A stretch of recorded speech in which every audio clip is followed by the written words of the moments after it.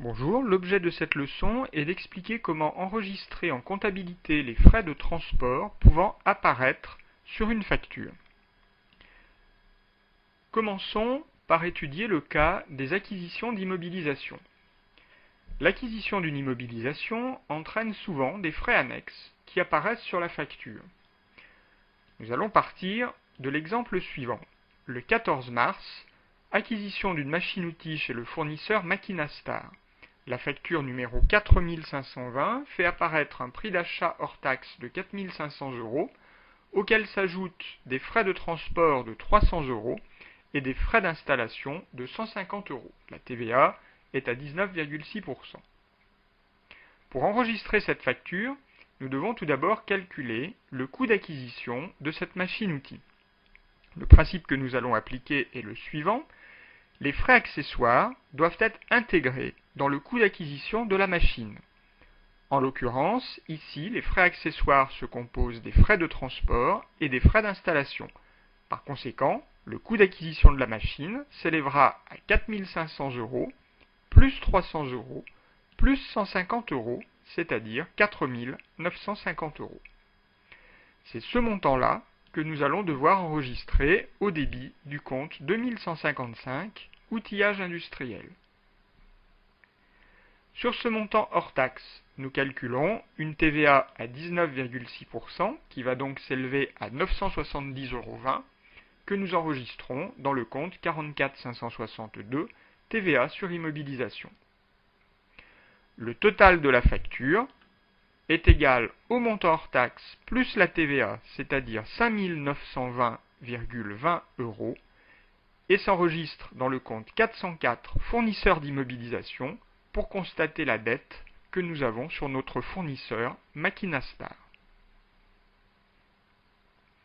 Nous retiendrons donc que les frais accessoires engagés lors de l'acquisition d'une immobilisation, c'est-à-dire les frais de transport, de montage, d'installation, les droits de douane à l'importation, sont à incorporer au coût d'acquisition de l'immobilisation.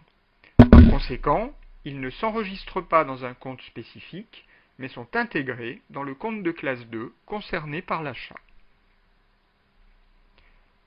Abordons maintenant le cas des autres achats. Première situation, une vente aux conditions franco de port. Dans ce cas, aucun frais de port n'apparaît sur la facture, c'est le fournisseur qui les prend en charge. Notre exemple est le suivant. Le 25 novembre, notre entreprise livre 2 clients dont les achats ont été effectués aux conditions franco de port. L'entreprise utilise son propre véhicule, conduit par l'un de ses salariés pour livrer le client Kourou, et l'entreprise fait appel à un transporteur pour livrer le client Denis. La facture numéro 3287 reçue du transporteur fait apparaître un montant hors taxe de 50 €, TVA 19,6%.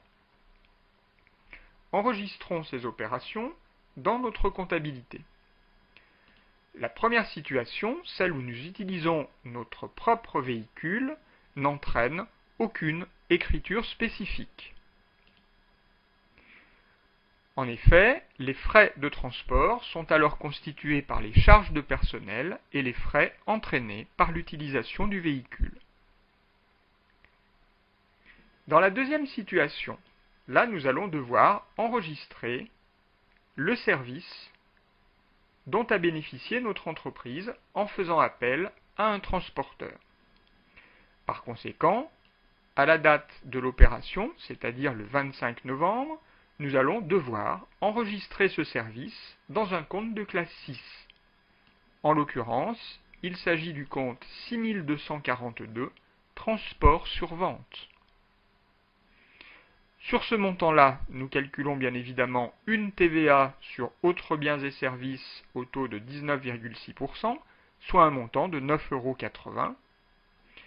Et le total de la facture apparaîtra dans le compte 401 fournisseurs, où nous enregistrons donc la dette que nous avons sur le transporteur.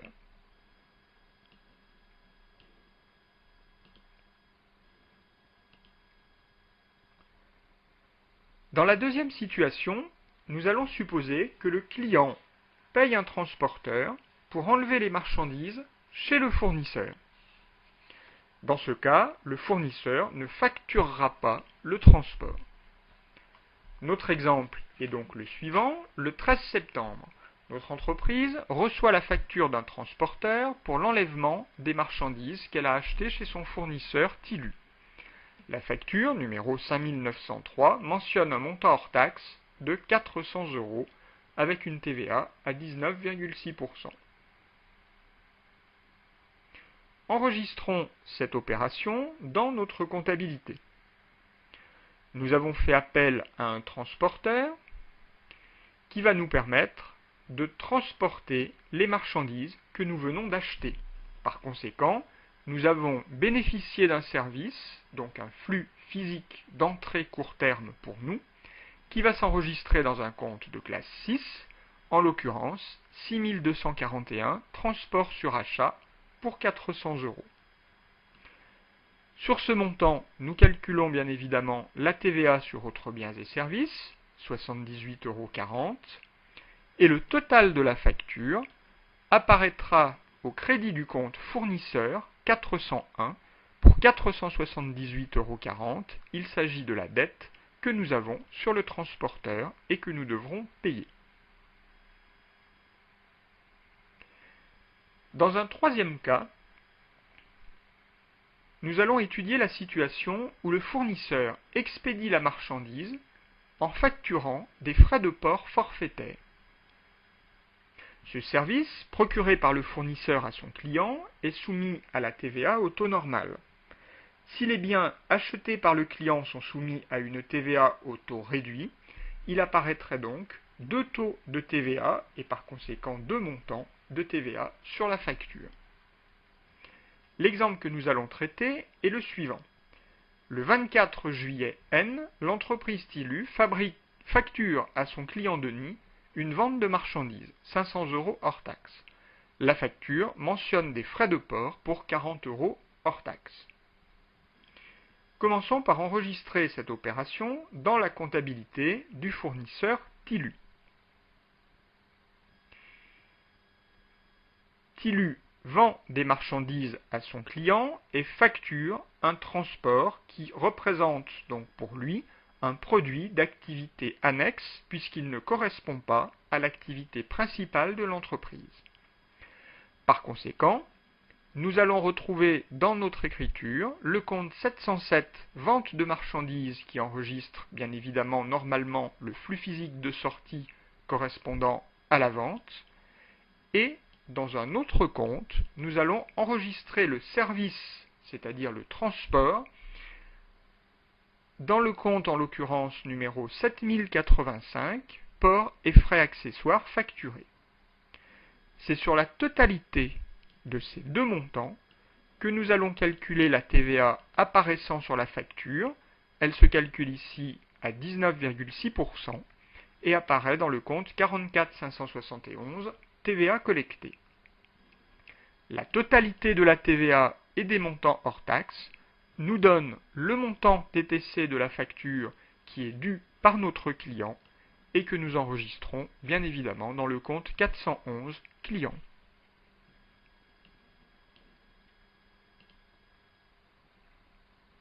Enregistrons maintenant la même opération dans la comptabilité du client Denis.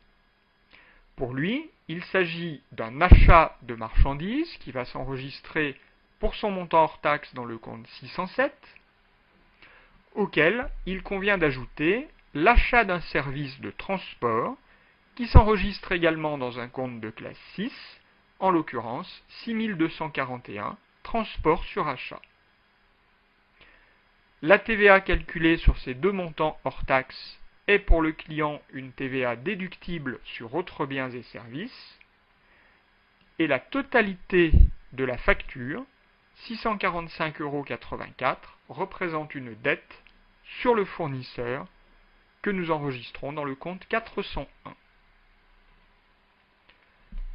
Pour le client, le transport est un service extérieur, nous l'avons pour cela enregistré dans un compte 62. peu importe qu'il soit assuré par le fournisseur, comme c'est le cas ici, ou par une entreprise de transport.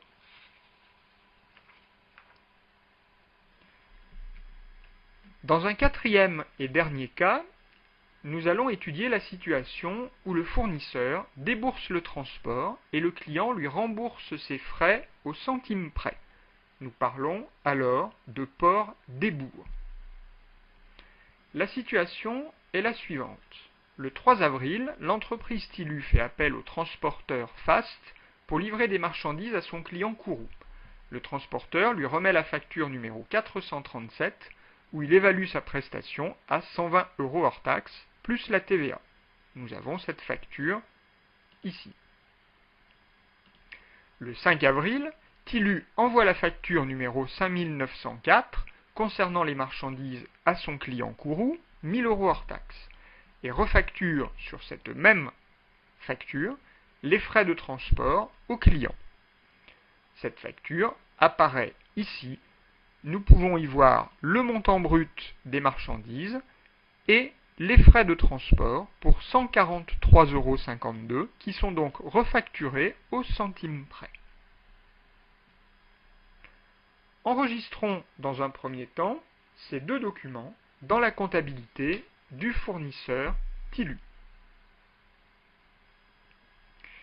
La première facture correspond pour le fournisseur à l'acquisition d'un service. Nous allons donc l'enregistrer dans un compte de classe 6, en l'occurrence 6242, transport sur vente. C'est sur ces 120 € que seront calculés les 23,52 € de TVA enregistrés dans le compte 44 566. Bien évidemment, la totalité de la facture, 143,52 €, apparaîtra au crédit du compte 401 fournisseur. Dans un deuxième temps, nous devons enregistrer la facture que Tilu envoie à son client Kourou. Il s'agit d'une vente de marchandises que nous allons retrouver au crédit dans le compte 707, vente de marchandises, pour 1000 €, qui est le montant hors taxe des marchandises vendues. La TVA collectée sur cette vente, 196 €, apparaîtra bien évidemment dans le compte 44 571, TVA collectée. Quant aux frais de port qui ont été refacturés au client, eh bien, ce sont ceux qui avaient été facturés par le transporteur au fournisseur Tilu. Il convient donc d'annuler la charge et la TVA déductible qui avaient été constatées le 3 avril. Par conséquent, dans notre écriture, nous allons replacer 6242 transports sur vente pour 120 € et 44 566 TVA sur autres biens et services pour 23,52 €. Ce faisant, ces deux comptes sont soldés et cela annule donc l'écriture relative à la facture du transporteur. Il ne nous reste plus qu'à constater la créance que notre entreprise a sur son client, qui s'élève à 1339,52 € et que nous enregistrons dans le compte 411 clients.